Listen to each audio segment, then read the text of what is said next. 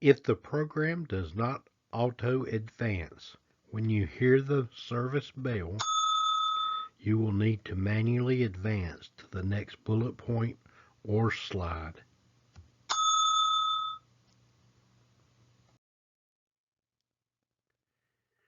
Thank you for joining us today. My name is Perry Harris, and I am the Law Enforcement Training Director at Beaufort County Community College.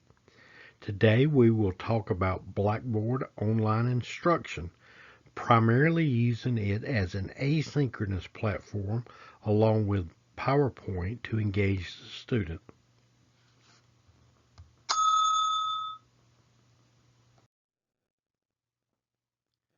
Engaging the student is not about having activities that are just busy work, but rather providing assignments having a variety in format and design, all while addressing the various learning styles.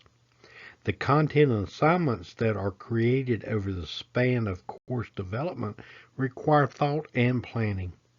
Assignments need to be progressive, building on each other, remembering that students need to learn to walk before they can run.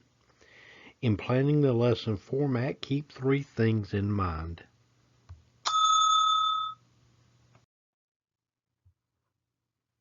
The first thing to keep in mind is easy access and simple navigation for the student. This may involve placing the same content or hyperlinks in multiple locations so that the student does not have to hunt for the material that you are discussing. An example may be the course syllabus. Even though there is a menu tab for the syllabus, you can embed a hyperlink in your course announcement when you are addressing the syllabus.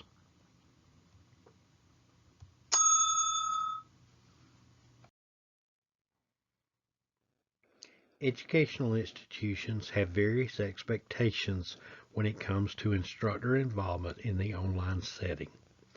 One university that I teach asynchronous classes for has very specific requirements about making weekly announcement postings, discussion board response requirements, and assignment grading feedback, as well as utilization of course-specific rubrics.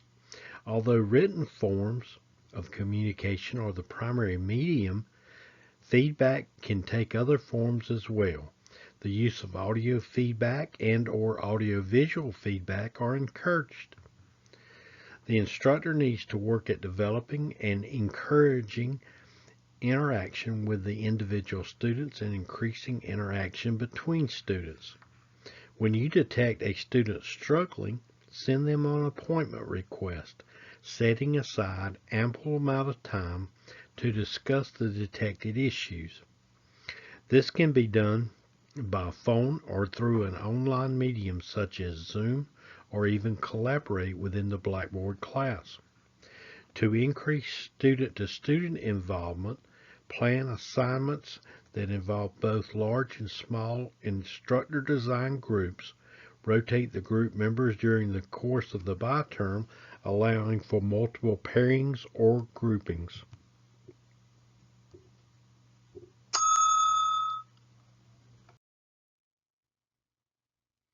It is easy to say, be the same every day, but as humans we know that is nearly impossible. I do believe that as instructors, our instructional performance can have a high degree of consistency. That consistency can be attributed to the development and use of objective-based tests, utilization of published grading rubrics that are made available in advance of the assignments, being fair across the student body instead of trying to treat them all equal. They are all at different places and stages in their academic journey. I can treat them fairly, but I cannot treat them as equals. Other considerations include providing prompt feedback and maintaining a weekly time schedule of work completion, such as feedback and assignment grading.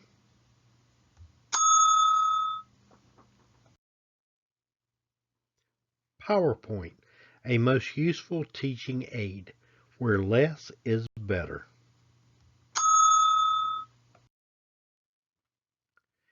Ken Norman of New Tricks Training recommends having fewer than 20 words on a flip chart. I try to apply that same principle when preparing PowerPoint slides.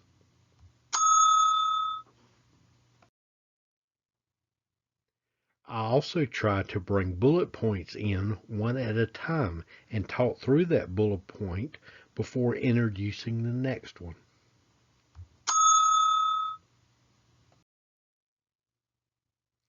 I know that it is good instructional practice to ask for student questions throughout a presentation, especially at the conclusion of a section or before taking and after returning from a break.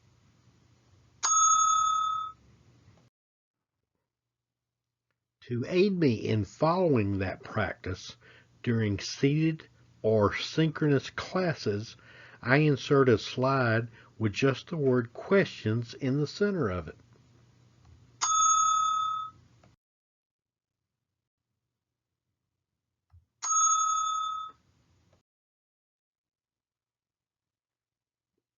In the asynchronous online setting, I will add the requirement of an assignment submission of 2 written questions, usually as a discussion post requirement.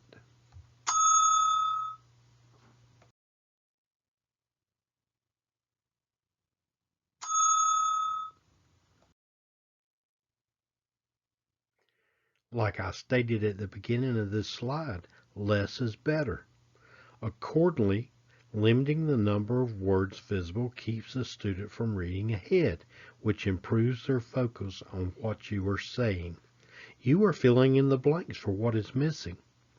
Less is also better as it applies to the transition and appearances of slides and bullet points, eliminating the bells and whistles in transactions and appearances keeps the student from wondering what is coming next. Again, increasing focus on what is being said.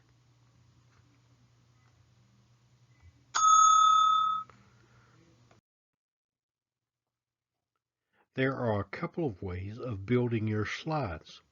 You may find a particular way that is faster for you and makes the addition of audio recordings less time consuming. I am old and slow. My personal preference is to build a title slide, copy and paste it, and add the first bullet point. I simply repeat this copy, paste, and add process until the slide is complete. This also speeds up the voice narration process for me, as I only have to be concerned with that one bullet point. When presenting this particular construction method of PowerPoint, it can appear to be a progressive slide. Yes, you could have a single slide and have all the bullet points appear at once, but this allows the student to get ahead of where you want them to be concentrating their efforts.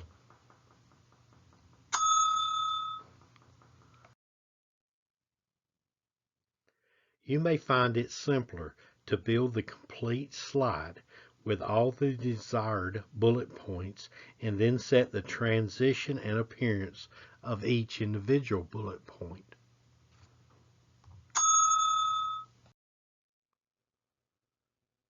This may sound like I'm on my soapbox, and I reckon I am. Inserting a PowerPoint item without voice narration into an asynchronous class is a duplication of your efforts most of the time, and goes against the recommendation of less than 20 words per slide. A duplication? Yes. How many times have you made a PowerPoint without a lesson plan or white paper to give you and your PowerPoint direction? Probably not many. If you are creating a PowerPoint with everything you want to say, you are far exceeding the recommended word count per slide. Make the PowerPoint an informative teaser and allow the student to hear the information come from you. Prescribed reading should not appear as a PowerPoint. You already have the lesson plan or white paper. Why retype the whole thing into PowerPoint? Create an item within the weekly folder entitled Required Reading and attach the document using the attachment controls provided in Blackboard.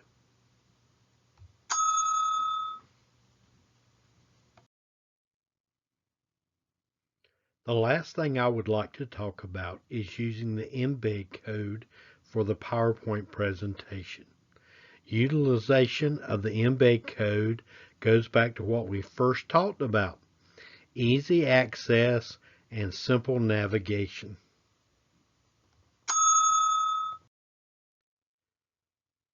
There are several steps to this process, starting with saving the PowerPoint in a folder within OneDrive.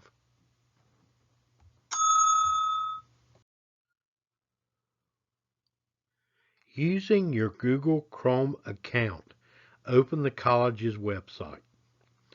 From the home page, open Blackboard to the course that you are developing. In a new tab, again open the college's website, and from that home page, open your Microsoft 365 email and apps account. In opening your email, select Stay Signed In.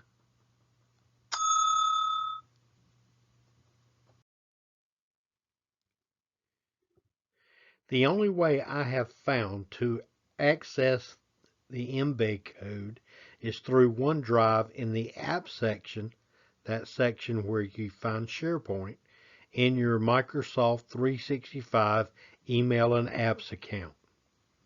After you have logged into your email, scroll your cursor over the app launcher, the 9 dots in the top left-hand corner to the left of the search window. Left-click on those 9 dots. Left-click on OneDrive. Go to the folder containing the desired PowerPoint and left-click. Locate the desired PowerPoint, left-click in the radio button to the left of the PowerPoint.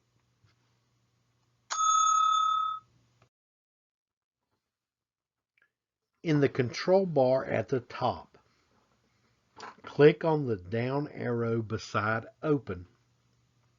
Select Open in Browser.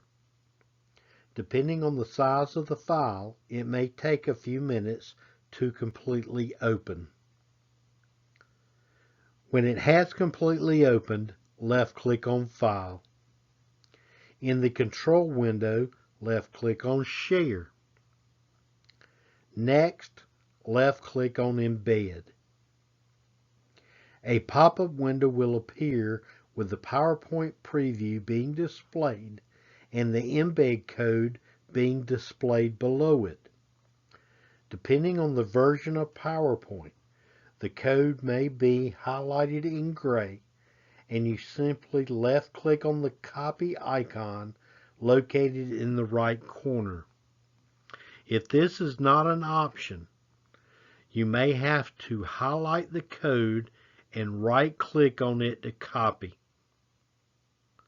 With the copied embed code hiding in the background controls, go to the Open Blackboard tab.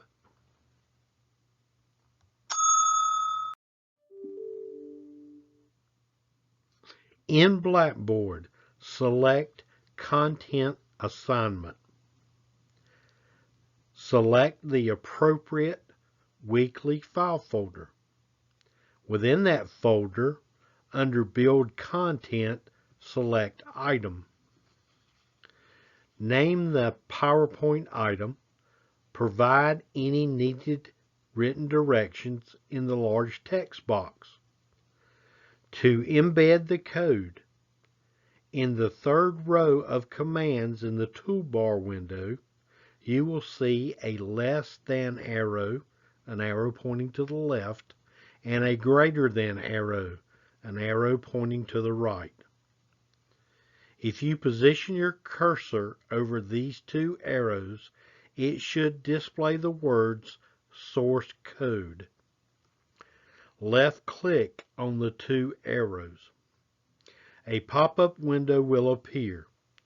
Place your cursor in this window, right-click, and select Paste. You should see the copied course code appear. Select Save in the lower right-hand corner.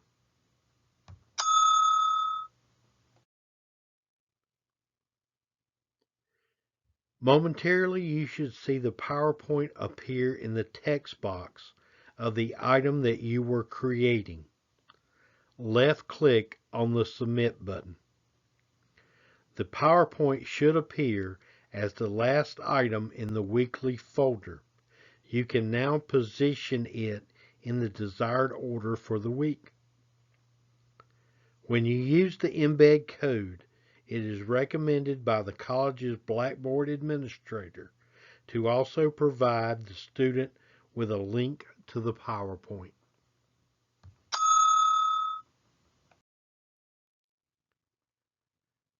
We would like to thank you for joining us today, and if you have any questions regarding the presentation, you can contact me by the email or at the phone number provided.